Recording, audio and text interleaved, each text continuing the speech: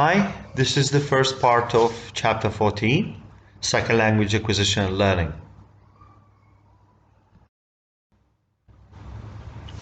The first distinction that should be made is between foreign language learning and second language learning. For foreign language learning is the learning of a language that is not generally spoken in the surrounding community, a language that is only used in classroom. For example, Iraqi students learning English in Iraq.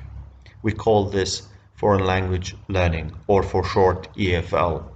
While second language learning is the learning of a language that is spoken in the surrounding community. For example, studying English in the US. So it's not just in the classroom, but also outside the classroom. For example, Iraqi students learning English in the USA, for short ESL. The expression second language learning is used more generally to describe both students. So what is the difference between acquisition and learning? Acquisition is the gradual development of ability in a language by using it naturally in communicative situations with others who know the language. So for children, we usually use the term language acquisition rather than language learning. Why? Because it's a gradual development and the language is used naturally for communicative purposes. While learning, on the other hand, is a more conscious process of accumulating knowledge of the features of language, for example, vocabulary and grammar in institutional setting. So learning mostly occurs in classrooms, while acquisition mostly occurs in natural communication. Well, so what are the activities that are associated with learning? The study in schools, which result in knowledge about the language. For example, through tests and fluency in using the language as demonstrated in social interactions. While acquisition, the most common activities are experienced by young children, experienced by those who pick up language too from long periods of interaction with native speakers. If you are studying in the US, you learn English, you have interaction with native speakers. While when you learn a language, you try to pick up that language through your teacher and your peers inside the classroom. Well, so when you try to learn or acquire a language, there are some barriers. And these barriers are different from L1 first language to L2 second language. In fact, there are four main factors influencing acquisition and learning. First one, if you are a first language learner, mostly done in your childhood years, and you have constant interaction with people around you. You have little to do, you don't have any work to do, and you don't have another language. This is the first language that your brain is trying to process. While with L2, second language, you are learning the language either in your teenager years with very few hours of interaction inside the classroom with teacher and peers, and you don't have to use the language for communicative purposes. You are trying to learn vocabulary and grammar. Of course, you have another language in your brain, so your brain is trying to process a second language here. In fact, many adults manage to overcome the difficulties and develop an ability to use second language effectively, though not usually sounding like a native speaker, because pronunciation is sometimes difficult, especially when you get older. We have an example of the actor Arnold Schwarzenegger, whose accent is clearly noticeable, yet he is very proficient as a native speaker of American English. In fact, this provides us an evidence of the critical period hypothesis, which says that if you passes the critical period time, early childhood, it becomes, learning a second language or foreign language becomes somehow more difficult, especially when you try to cope with the pronunciation and try to sound like a native speaker. Well, another example, we have the famous novel writer Joseph Conrad, whose novels in English became the classics of English literature, but still he retained the strong Polish accent of his first language. This suggests that some features of L2, for example, vocabulary and grammar, are easier to learn than others, for example, pronunciation.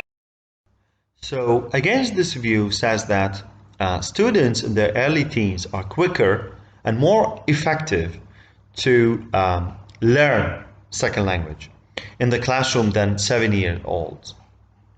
In fact, the optimum age for learning may be during the years from about 10 to 16. This is when the flexibility of our inherent capacity for language hasn't been completely lost, and the maturation of cognitive skills allows a more effective analysis of the regular features of L2 being learned. So, what are the affective factors of learning a language according to the theorist Krashen? Affective factors are emotional reactions such as self-consciousness or negative feelings that may influence learning. For example, if you are not interested in learning a language, this is going to affect your learning process in general. Or you are not motivated to learn a language because probably learning a language will not has any consequences on you. For example, a good job, you will not pick up that language so easy. So these affective factors are among the types of acquisition barriers that might inhibit or stop the learning process. Examples of these would include self-consciousness, unwillingness, embarrassment. This is quite common for our students here in Iraq. They feel embarrassed to use the language for communicative purpose inside the classroom or outside the classroom, for asking questions, for imposing an idea, and so on. Also, the lack of empathy with the other culture. If the culture of the target language is different from the native culture, this is going also to affect or inhibit language learning in general. For also, the adult textbooks. The textbooks probably might be boring, so you're not interested in or motivated to learn the language. These affective factors, in fact, are sometimes overcome by children more easily than by adults, although they manage to overcome them as well. So educationalists and theorists try to design different approaches for L2 learning. Some of these are the grammar translation method, the audiolingual method, and the communicative approach. So what are the main characteristics of the grammar translation method for learning a second language? They tend to treat L2 as in any other academic subject, not like language learning. There are lists of vocabularies and sets of grammar rules that the students have to memorize, and an emphasis on written language rather than spoken language. Also, translation from the mother tongue is emphasized.